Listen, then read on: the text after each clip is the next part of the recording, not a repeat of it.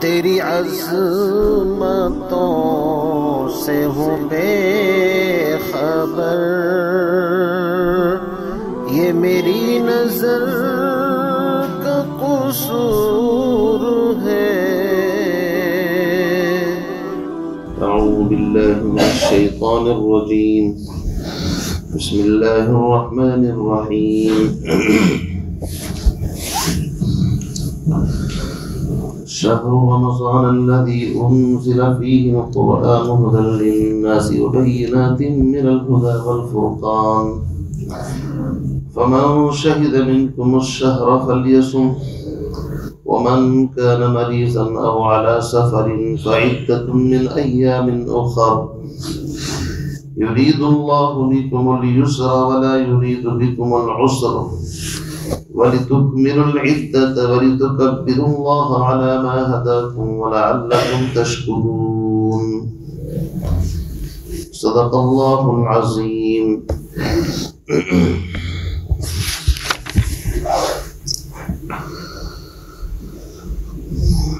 شہر رمضان الذی انزل فیہ القرآن، رمضان کا مہینہ وہ مہینہ ہے جس میں قرآن نازل کیا گیا۔ آگے پھر قرآن پاک کی کچھ صفات بیان فرمائی۔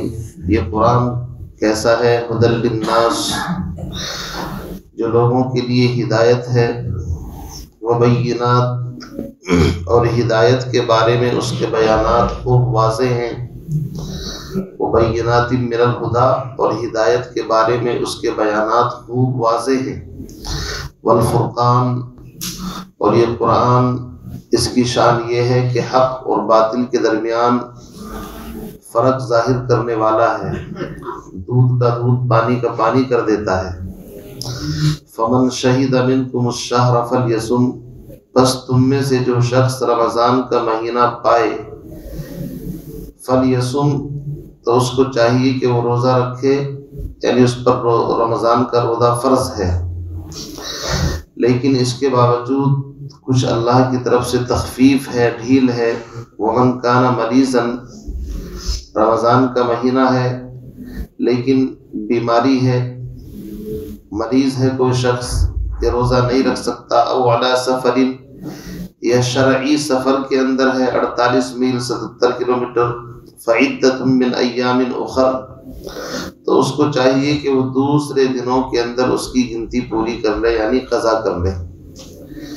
یرید اللہ بکم الیسر، اللہ تم سے آسانی کا ارادہ کرتا ہے، ولا یرید بکم العسر، اور تم سے کوئی تنگی کا ارادہ نہیں کرتا۔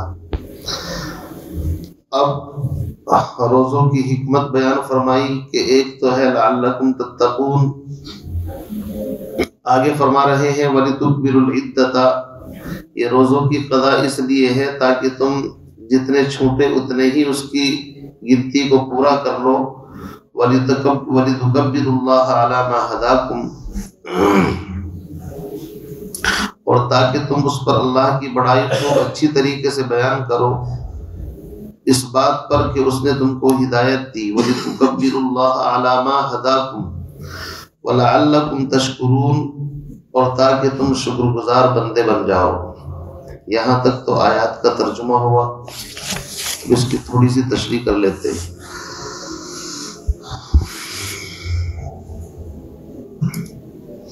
یا ایھا الذین آمنوا سے رمضان کے روزوں کی فرضیت کا اللہ رب العزت نے تذکرہ فرمایا۔ اے ایمان والو، کتب علیکم الصیام، تم پر روزے فرض کر دیے گئے، اور فرمایا کما کتب علی الذین من قبلکم، یہ روزے صرف تم پر نہیں بلکہ تم سے پہلے جو امتیں گزری ہیں، آدم علیہ السلام سے لے کر حضرت عیسیٰ علیہ السلام تک، ہر نبی کی شریعت کے اندر روزے فرض رہے ہیں۔ تو یہ تشبیہ فرضیت کے اندر ہے، اعداد اور وقت کے اندر نہیں ہے۔ ضروری نہیں کہ ان کے اوپر بھی 1 مہینے کے رہے ہوں، بلکہ کم و بیش بعض امتوں کے اندر صرف عاشورہ کا روزہ فرض رہا ہے 10 محرم کا، بعض ایام 20 کے روزے رکھتے تھے۔ حضرت موسیٰ علیہ السلام نے 40 روزے رکھے ہیں طور پہاڑ کے اوپر جب تورات ملی. عیسیٰ علیہ السلام کو بھی تقریباً 1 مہینے کے روزے رکھنے پڑے تب جا کر کے انجیل ملی.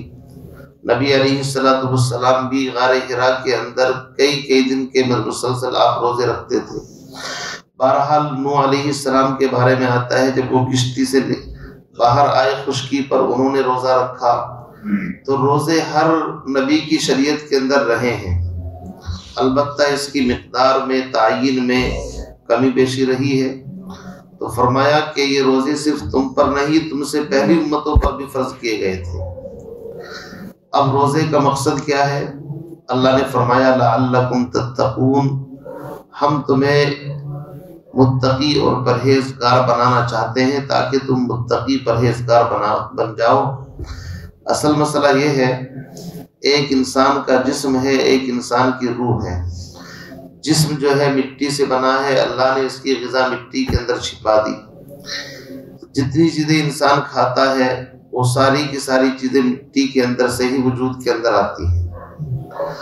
اور انسان کی جو روح ہے یہ خالص اللہ رب العزت کی طرف سے ایک پاکیزہ اور منور شے ہے. وَيَسْأَلُونَكَ عَنِ الرُّوحِ قُلِ الرُّوحُ مِنْ أَمْرِ رَبِّي. نبی جی لوگ آپ سے روح کے بارے میں پوچھتے ہیں، آپ کہہ دیجئے یہ میرے رب کی طرف سے ایک حکم ہے.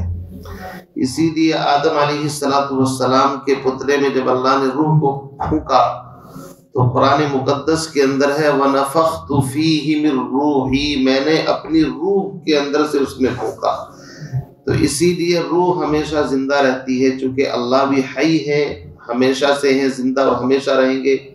یہ روح بھی جب ایک مرتبہ جسم کے اندر پھونک دی جاتی ہے تو پھر یہ روح ہمیشہ باقی رہتی ہے، کبھی اس کے اوپر فنا اور موت نہیں آتی. تو روح کے اوپر انوار اور اللہ کی تجلیات کا ظہور ہوتا رہتا ہے، چونکہ اس کا اصل تو عالم آخرت سے تعلق ہے. لیکن انسان چونکہ یہاں پر جس ماحول کے اندر رہتا ہے تو یہ ماحول کی گندگی اس کے روح کے اوپر اثر کرتی رہتی ہے. اس وجہ سے جس طریقے سے شیشہ ہوتا ہے آئینہ، اگر آپ اس کے اوپر دھول جما دیں تو اس کے اندر اپنی شکل بھی آپ کو نظر نہیں آئے گی. اور شیشے کے اوپر اس طریقے سے ہاتھ پھیر دے، کپڑا پھیر دے، صاف کر دیں اس کو تو پھر وہ ساری چیزوں کا عکس آپ کو دکھاتا ہے. ایسے ہی انسان کی روح کے اوپر باہر کا جو ماحول ہے، قوت شہوانیہ، غضبانیہ، اور اسی طریقے سے نگاہوں کے گناہ، بد نظری، کانوں سے غیبت سننا، زبان سے غیبت کرنا، یہ جو کثیف ماحول ہے اس کی وجہ سے روح کے اوپر ایک طریقے سے زنگ لگ جاتا ہے. تو جی اب اللہ رب العزت کی جو انوار، اس کی برکتیں، اس کی تجلیات کا ظہور روح کے ساتھ ہونا چاہتا ہے، یہ بیچ میں چیزیں حائل ہو جاتی ہیں. تو اس لیے اس کی صفائی کے لیے فرمایا کہ روزے سے بڑھ کر کے کوئی عبادت نہیں ہے، یاد رکھیے. ویسے تو قرآن پڑھنا بھی روح کو فائدہ پہنچاتا ہے، ذکر بھی روح کو فائدہ پہنچاتا ہے، اور جتنے بھی نیک کام ہیں وہ سب کے سب روح کی غذا ہیں.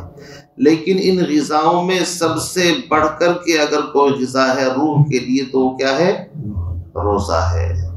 اسی لیے فرمایا ہر عبادت کا بدلہ فرشتے لکھتے ہیں، دیتے ہیں، لیکن روزے کو اللہ نے کہا الصوم لی وانا اجزی بھی، وفی روایت آخر وانا اجزا بھی، کہ روزہ بھائی خالص میرے لیے ہے، مجھے اور میرے بندے کو چھوڑ دو، میں خود اس کو اجر دوں گا.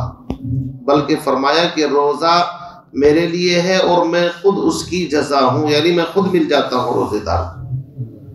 اسی لیے فرمایا کہ روزہ انسان کے لیے ڈھال ہے جب تک کہ اس کو پھاڑ نہ ڈالے. روزہ صرف صبح صادق سے لے کر شام غروب آفتاب تک کھانے پینے، قوت شہوانیہ اور ان سے بچنے کا نام ہی نہیں، بلکہ انسان تمام گناہوں سے، معاصی سے اپنے آپ کو بچا کر کے رکھے تب مکمل روزہ ہوتا ہے. تو روزے کی برکت سے کورس کرایا کہ 30 دن تک یا 29 دن تک ایک کورس کرو تاکہ تمہاری روح مجلہ، مصفہ، مزکہ اور پاک صاف ہو جائے.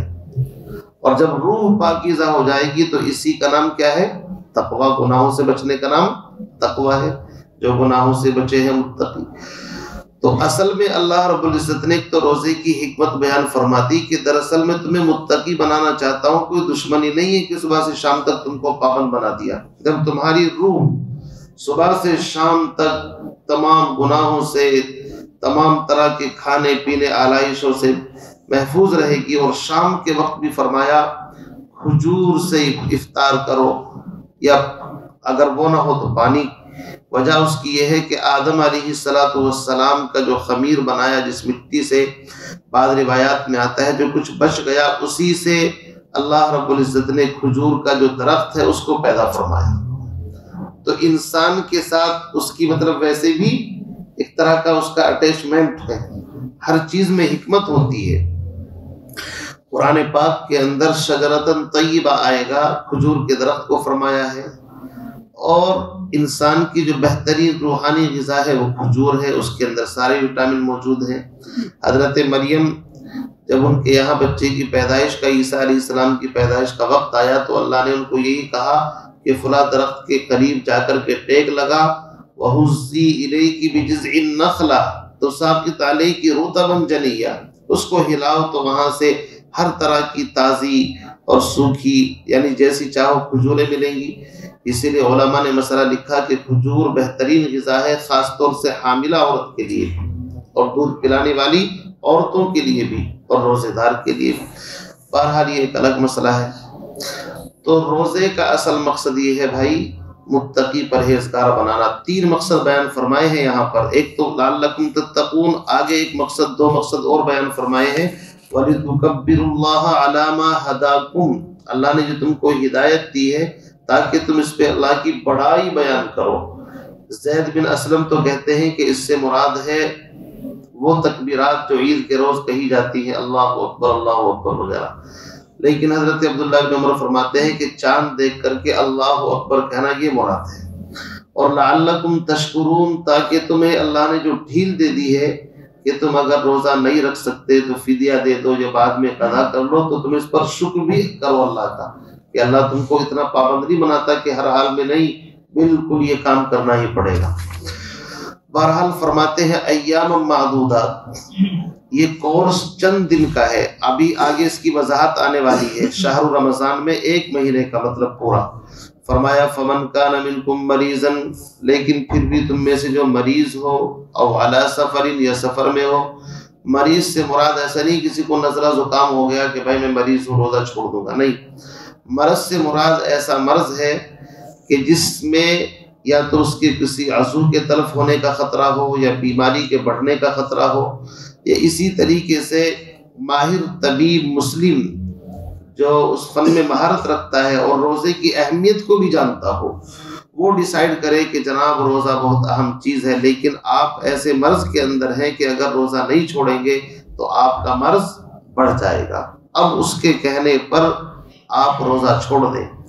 یا ایسے سفر میں ہیں کہ جو 48 میل جس کی موجودہ کلومیٹر کے اعتبار سے 77 کلومیٹر یا اس سے زائد مقدار بنتی ہے، اور 15 دن سے کم کا سفر ہے، چاہے آپ پیدل سفر کریں، ٹرین سے کریں، بس سے کریں، پلین سے کریں۔ فرماتے ہیں فعدۃ من ایام اخر، تو ان کو چاہیے کہ دوسرے دنوں میں اس کی گنتی پوری کر لیں۔ ظاہر بات ہے اللہ کی طرف سے ڈھیل ہے۔ آگے وعلی الذین یطیقونہ، اور وہ لوگ جو اس روزے کی طاقت رکھتے ہوں، یہ ایک الگ مسئلہ ہے۔ فدیۃ طعام مسکین، وہ ایک مسکین کے بقدر اگر فدیہ دے دیں گنجائش ہے۔ شروع میں جب رمضان کے روزے فرض ہوئے، یوں کہہ لیجئے، تو چونکہ بعض لوگوں کو بڑی دشواری ہوئی 1 مہینے کے روزے رکھنے میں، تو شریعت کسی پر ایک دم سے کوئی حکم نہیں تھوپتی، جس طرح شراب کی حرمت آہستہ آہستہ ہوئی ہے نا کئی مرحلوں کے اندر، ایسے ہی شروع میں اجازت تھی کہ اگر کوئی تندرست ہے، صحیح سالم ہے، روزہ رکھنا نہ چاہے تو وہ مالی فدیہ یعنی ایک صدقہ فطر کے بقدر 2.25 کلو گیہوں یا کھجور یا کشمش وغیرہ کسی غریب کو دے دے۔ لیکن آگے فرمایا فمن تطوع خیرا، پس جو خیر میں زیادتی کرے گا فہو خیر اللہ، تو وہ اس کے لیے ہے، ایک مسکین کے بجائے 2 کو 10 کو زیادہ کو دے دے گا تو اس کو کوئی حرج نہیں ہے۔ لیکن اس کے ساتھ ساتھ اصل مسئلہ یہ ہے وَأَن تَصُومُوا خَيْرٌ لَكُمْ، لیکن اگر تم روزہ رکھو تو تمہارے لیے یہ بہت بہتر ہے، ان کنتم تعلمون، اگر تم جان لو کہ روزے میں کیا فوائد ہیں۔ تو اس کا مطلب یہ ہوا کہ شروع کے اندر یہ گنجائش تھی، لیکن بعد میں اب آگے آیت آ رہی ہے فَمَن شَهِدَ مِنْكُمُ الشَّهْرَ فَلْيَصُمْ، تم میں سے جو رمضان کا مہینہ پائے اس کو ہر حال میں روزہ رکھنا ہے، تو یہ اجازت ختم ہو گئی۔ بعض فرماتے ہیں کہ اس آیت میں اس کا حکم اب بھی باقی ہے، اور اس آیت کا حکم اس شخص کے لیے ہے کہ جو اتنا بوڑھا ہو، جس کو شیخ فانی کہتے ہیں، یا عجوزہ، بالکل بوڑھیا، یا ایسا مریض کہ جس کی شفا یابی کی آئندہ کوئی امید ہی نہیں ہے، کہ جو قضا بھی کر لے بیچارہ، قضا کی بھی اس کو مہلت نہیں ملے گی، تو ایسا بوڑھا مرد یا ایسی بوڑھی عورت کہ جس کو روزہ رکھنے کا بالکل تحمل ہی نہیں ہے، یا ایسا بیمار کہ جس کو بیماری سے شفا ہونے کی کوئی امید نہیں ہے، ان کے لیے اب بھی یہی حکم باقی ہے کہ وہ اپنے روزے کے بدلے میں کیا دے دیں؟ فدیہ دے دیں۔ باقی اس کے علاوہ کسی کو اجازت نہیں ہے۔ اب اس سے پہلے فرمایا تھا کہ وہ چند دن ہیں، لیکن ایام نہیں کھول کر کے بتائے، تو یہاں اس آیت میں فرمایا شہر رمضان۔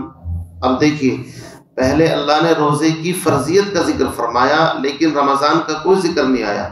اب رمضان کی عظمت اور تقدس کو بیان کیا جا رہا ہے کہ رمضان کی عظمت ڈبل وجہ سے ہے۔ ایک تو اس وجہ سے کہ اس مہینے میں ہی روزے ہیں، دوسری بات یہ ہے کہ اس مبارک مہینے میں قرآن بھی نازل ہوا ہے۔ رمضان کا مہینہ وہ ہے، آسمانی کتابوں کو خصوصی شرف حاصل ہے اس مہینے کے ساتھ۔ روایت میں آتا ہے ابراہیم علیہ السلام کو جو صحیفے دیے وہ رمضان کی پہلی رات میں اللہ نے عطا فرمائے۔ حضرت موسیٰ علیہ السلام کو جو تورات اللہ نے عطا فرمائی وہ 8 رمضان کو، حضرت عیسیٰ علیہ السلام کو جو انجیل عطا فرمائی وہ 13 رمضان کو، اور حضرت داؤد علیہ السلام کو جو زبور عطا فرمائی وہ 18 رمضان کو، اور نبی علیہ السلام پر جو قرآن پاک کا نزول ہوا وہ 24 رمضان میں۔ یہ یاد رکھیے، یہاں پر نزول سے مراد ویسے تو قرآن پاک 23 سال میں نازل ہوا ہے، لیکن لوح محفوظ سے آسمان دنیا پر بیت العزت کے اندر رمضان کی ایک رات میں اکٹھا قرآن پاک پورا کا پورا، جس کا ذکر سورہ قدر میں ہے، انا انزلناہ فی لیلۃ القدر وما ادراک ما لیلۃ القدر لیلۃ القدر خیر من الف شہر، پورا اکٹھا قرآن لوح محفوظ سے آسمان دنیا پر بیت العزت میں ایک رات میں نازل ہوا۔ پھر وہاں سے نبی علیہ السلام پر اس کا جو مطلب نزول ہوا ہے وہ 23 سال کے عرصے میں نازل ہوا۔ تقریباً 20,000 سے بھی زیادہ مرتبہ جبریل علیہ السلام کی آمد نبی علیہ السلام کے پاس ہوئی۔ اسی کو فرمایا شہر رمضان، رمضان کا مہینہ وہ ہے الذی انزل فیہ القرآن۔ رمضان، رمض کے معنی آتے ہیں، رمضان کے معنی آتے ہیں جلنا جلانا، یعنی یہ گناہوں کو جلا کر کے ختم کر دیتا ہے، پاکیزہ بنا دیتا ہے انسان کو۔ رمضان کا مہینہ وہ ہے جس میں قرآن نازل کیا گیا۔ دیکھیے 2 فضیلت رمضان کو، ایک تو رمضان کی فضیلت روزوں کی وجہ سے ہے، دوسرے اللہ کی بہترین کتاب اس مہینے میں نازل ہوئی۔ آگے اس کتاب کی فضیلت اللہ نے بیان فرمائی کہ یہ کتاب جانتے ہو کیسی ہے؟ ہدی للناس، ساری انسانیت کی ہدایت کا منبع سرچشمہ قرآن پاک ہے۔ قرآن پاک پڑھے گا تو انسان گمراہ نہیں ہو سکتا، تو اس سے بہترین کتاب دنیا میں ہے ہی نہیں پڑھنے کے لیے۔ پڑھنا بھی عبادت، سننا بھی عبادت، دیکھنا بھی عبادت، لکھنا بھی عبادت، اور اس کی طرف صرف محبت کی نظر سے دیکھنا بھی عبادت۔ کتنی بہترین کتاب ہے۔ ہدی للناس، یہ لوگوں کے لیے کتاب ہدایت ہے۔ وبینات من الہدی، اور اتنی بہترین کتاب ہے کہ ہدایت کے بارے میں اس کے بیانات خوب واضح ہے، یعنی ایسا نہیں کہ ڈھکی چھپی کتاب نہیں ہے، بلکہ اس کے جو دلائل ہیں وہ اتنے مضبوط ہیں، اتنے وزنی ہے کہ پہاڑ اپنی جگہ سے ہل جائے، لیکن قرآن پاک کے جو دلائل ہیں وہ ٹس سے مس نہیں ہو سکتے۔ بڑے مستحکم مضبوط دلائل، ٹھوس دلائل ہیں اس کے اندر۔ اس میں عقائد ہیں، عبادات ہیں، معاملات ہیں، معاشرت، اخلاق، حقوق اللہ، حقوق العباد، مسئلے مسائل کوئی چیز ایسے نہیں، آداب اس کے اندر ہیں، احکام اس کے اندر ہیں، ساری چیزوں سے قرآن پاک، تاریخ اس کے اندر ہے، اگر تاریخ پڑھنا چاہے ساری چیزیں اس کے اندر آتی ہیں، کوئی علم چھوڑا نہیں اس نے۔ وبینات من الہدی، اور آگے فرمایا سب سے بڑی شان یہ ہے والفرقان، حق اور باطل کے درمیان فرق کرنے والی کتاب ہے، دودھ کا دودھ پانی کا پانی کر دیتی ہے، کسی کی رعایت نہیں۔ جو اللہ کی رسول کی مانے گا وہ قرآن کا ہے، قرآن اس کا ہے، اور جو قرآن کو فالو نہیں کرتا، اللہ رسول کی نہیں مانتا، چاہے وہ مکے میں پیدا ہوا ہو، مدینے کے اندر پیدا ہوا ہو، نبی کے خاندان سے چاہے اس کا تعلق ہو، قرآن اس کو بھی الگ کر دیتا ہے، بھائی جاؤ تمہارا ہم سے کوئی تعلق نہیں۔ اسی طریقے سے ہر چیز کے بارے میں بالکل واضح ہے۔ اب دیکھیے فرمایا فمن شہد منکم الشہر فلیصم، پہلے تو فرمایا تھا کہ اگر روزے کی طاقت ہو پھر بھی فدیہ دے دو، گنجائش ہے۔ اب یہ آیت آ گئی، اس نے اس کو منسوخ کر دیا، فمن شہدہ، بس تم میں سے جو پائے، الشہر رمضان کے مہینے کو، فلیصم، اس کو لازم ہے، ضروری ہے کہ وہ روزہ رکھے، عاقل ہو، بالغ ہو، مسلمان ہو۔ 3 شرطیں ہیں، اگر عقل ہی نہیں ہے اس کے اوپر بھی روزہ نہیں ہے، بالغ نہیں ہے تو بھی روزہ نہیں ہے، اسی طریقے سے عاقل ہو، بالغ ہو، مسلمان نہیں تو غیر مسلم پر بھی روزہ نہیں ہے۔ 3 شرطیں ہیں، اور رمضان کا مہینے کا چاند اس کے اوپر اس کو نظر آ جائے، گواہوں کی گواہی سے بھی اس کے اندر اعتبار ہے کہ اگر چاند نظر نہ آئے اور گواہ گواہی دے دے کہ ہم نے دیکھا ہے، تو فرمایا فلیصم، اب تم کو روزہ رکھنا ضروری ہے، فرض ہے تم پر۔ اب یہاں سے ایک نیا مسئلہ اور پیدا ہو گیا، آج کل جب سے پلین اور بسیں اور بڑی بڑی مطلب تیز رفتار طیارے چلے ہیں کہ ایک آدمی اس ملک کے اندر ہے، رمضان کے روزے رکھ رہا ہے، لیکن وہ کسی ایسے ملک کے اندر پہنچ جائے کہ وہاں ابھی 2 یا 3 دن باقی ہے رمضان کے، ہے نا، سمجھ بات آ رہی ہے نا آپ کی؟ ہندوستان سے ایک آدمی چلا سفر کر کے اور ایسے ملک کے اندر پہنچ گیا، چونکہ ہر ملک کا مطلع الگ الگ ہے، یہ بھی یاد رکھیے کہ وہاں ابھی 2 روزے اور باقی ہے، اور یہاں وہ بیچارہ 30 روزے یا 29 روزے پورے کر چکا، اب کیا کرے وہ؟ تو قرآن پاک کی اس آیت سے تو معلوم ہو، چونکہ یہ حکم عام ہے، فمن شہید منکم الشہر فلیصم، جو بھی عاقل بالغ مسلمان رمضان کا مہینہ پائے اس کو روزہ رکھنا ہے۔ اب کیا یہ کہے کہ بھائی میں تو 30 دن کے روزے رکھ کر کے آ گیا، اب میں تو نہیں رکھوں گا، نہیں، چونکہ وہ جس ملک کے اندر گیا ہے وہاں پر ابھی رمضان کے 2 دن باقی ہیں، تو اس کو اس آیت کے عموم پر عمل کرنا چاہیے، اس کو روزے رکھنے چاہیے۔ نیز اس کے اندر اس سے بھی اشارہ ہو رہا ہے آگے چل کر کے کہ اللہ رب العزت نے فرمایا وَلِتُكْمِلُوا الْعِدَّةَ، تاکہ تم تعداد پوری کرو۔ دوسری بات یہ ہے کہ ایک آدمی نابالغ ہے لیکن رمضان کے دنوں میں وہ بالغ ہو گیا جن کے اندر، اب کیا کرے؟ تو چونکہ بالغ ہو گیا، رمضان کا مہینہ موجود ہے، تو اس کو چاہیے شام تک وہ ایسے ہی رہے جیسے روزے دار رہتے ہیں، بغیر کھائے پیے، یہ رمضان کا احترام ہے۔ عورت حیض سے تھی وہ پاک ہو گئی، اس کو بھی شام تک ایسے ہی رہنا ہے، تو یہ رمضان کی تعظیم ہے۔ اب سوال یہ ہے کہ کیا وہ اس سے پہلے روزوں کی قضا کرے گا یا نہیں؟ مسلمان ہو گیا ایک آدمی، 29 رمضان کو مسلمان ہوا، فرض کرو ایک روزہ باقی رہ گیا آگے 30 کا، تو علماء کہتے ہیں چونکہ اس نے پورا رمضان اس حالت میں گزارا ہے کہ وہ مکلف ہی نہیں تھا احکام کا، اس لیے وہ قضا نہیں کرے گا باقی پچھلے روزوں کی، بس آگے جو پا رہا ہے اسی کو رکھے۔ یہ مسائل سب یہی سے تو پیدا ہوتے ہیں، تو ایک آیت کے اندر سے فقہاء نے کئی مسائل اخذ کیے ہیں، وہ سارے یہی سے نکلتے ہیں۔ تو اسی طریقے سے فرماتے ہیں وَمَنْ كَانَ مَرِيضًا، لیکن وہ حکم ابھی بھی باقی ہے کہ رمضان کا مہینہ آ گیا تو روزے رکھنے ہیں، لیکن اگر مریض ہو یا سفر میں ہو، میں نے مریض کی تفسیر کر دی کہ مریض کیسا ہو اور کس کے کہنے سے روزہ چھوڑا جائے گا، کسی فاسق کافر ڈاکٹر کے قول کا اعتبار نہیں ہوگا، اسے کیا پتہ روزے کی اہمیت کا، مسلمان ہو، حبیب مطلب طبیب حاذق ہو، ماہر ہو، دیندار ہو، وہ ڈیسائیڈ کرے گا کہ تمہیں روزہ رکھنا چاہیے چھوڑنا چاہیے۔ او علی سفرن، اور سفر سے مراد بھی عام سفر نہیں بلکہ 48 میل 77 کلومیٹر اور 15 دن سے کم کا ہو تو نماز جو مطلب 4 رکعت والی ہے اس میں قصر کرے گا، اور رمضان کے روزے چھوڑنے کی گنجائش ہے، یہ رخصت ہے۔ لیکن اگر وہ عزیمت پر عمل کر لے نہ چھوڑے تو اس میں کوئی گناہ بھی نہیں ہوگا، یعنی سہولت والا سفر ہے اور وہ رمضان کا روزہ رکھ لے گا کہ بھائی سب کے ساتھ رکھ لوں گا تو بہتر ہے، پھر بعد میں کہاں رکھتا پھروں گا، تو ایسا نہیں کہ بھائی چھوڑنا کوئی ضروری ہے، یہ بھی یاد رکھیے ایک رخصت ہے شریعت کی طرف سے، باقی اگر وہ رکھے گا تو اچھی بات ہے۔ آگے فرماتے ہیں وجہ اس کی یہ ہے کہ اللہ تعالیٰ تم پر آسانی چاہتا ہے۔ کتنی آسانی چاہتا ہے کہ کھڑے ہو کر کے نماز نہیں پڑھ سکتے بیٹھ کر کے پڑھو، بیٹھ کر نہیں تو لیٹ کر کے پڑھو، اشارے سے پڑھو، نہیں پڑھ سکتے تو معاف۔ اتنی آسانی کرتا ہے کہ جس کے پاس بیت اللہ تک جانے کے پیسے ہوں، اپنے بچوں کی ضروریات پوری کر کے تو اس کے اوپر حج فرض کیا ہے، اگر یہ شرطیں نہیں ہیں تو چاہے کتنا بھی پیسہ ہو حج فرض نہیں اس کے اوپر، یہ سہولت نہیں تو اور کیا ہے بھائی جی۔ زکوٰۃ کس کے اوپر ہے؟ جو صاحب نصاب ہو، سال گزر جائے وہ بھی کتنا 40 میں سے 1 دینا ہے، یہ سہولت ہی تو ہے اور کیا ہے، تو یہ ساری سہولتیں یہاں پر ہے۔ فرماتے ہیں یرید اللہ بکم اليسر، اللہ تم سے آسانی چاہتا ہے، ولا یرید بکم العسر، تنگی نہیں چاہتا، وَلِتُكْمِلُوا الْعِدَّةَ، اور اللہ اس بات کا تم سے تقاضا کرتا ہے تاکہ تم تعداد پوری کرو، جتنے چھوٹ جائیں اتنے ہی رکھ لو، اس میں کمی بیشی نہ کرو۔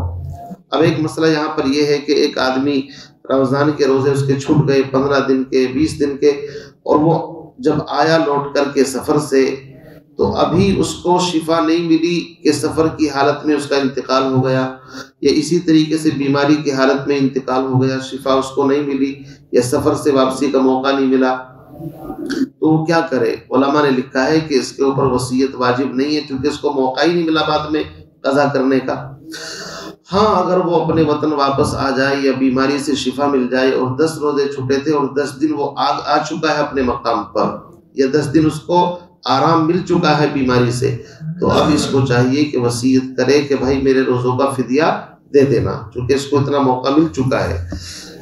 آگے فرماتے ہیں وَلِتُكَبِّرُوا اللَّهَ عَلَى مَا هَدَاكُمْ، اور تاکہ اللہ نے جو تم کو ہدایت دی ہے اس پر تم اللہ کی عظمت، اس کی کبریائی بڑائی بیان کرو، وَلَعَلَّكُمْ تَشْكُرُونَ، اور تاکہ تم اللہ کا شکر ادا کرو کہ اللہ تیرا احسان ہے، اگر بیمار ہے، مسافر ہے یا کوئی اور تنگی ہے تو تم نے ڈھیل دے دی کہ واقعی کہ تم چھوڑ سکتے ہو، اور اگر ایسی بیماری ہے کہ جس میں شفا مل ہی نہیں سکتی یا ایسا بڑھاپا ہے تو اے اللہ تیرا احسان ہے کہ تو نے فدیے کی ایک شکل رکھ دی کہ بھائی چلو فدیہ دے دو، روزہ بالکل چھوڑ دو، تو اس نعمت پر اللہ کا شکر بھی ادا کرنا چاہیے۔ اللہ تعالیٰ مجھے آپ کو ان مسائل کو اچھی طریقے سے مستحضر رکھنے کی اور ان پر عمل کرنے کی توفیق نصیب فرمائے۔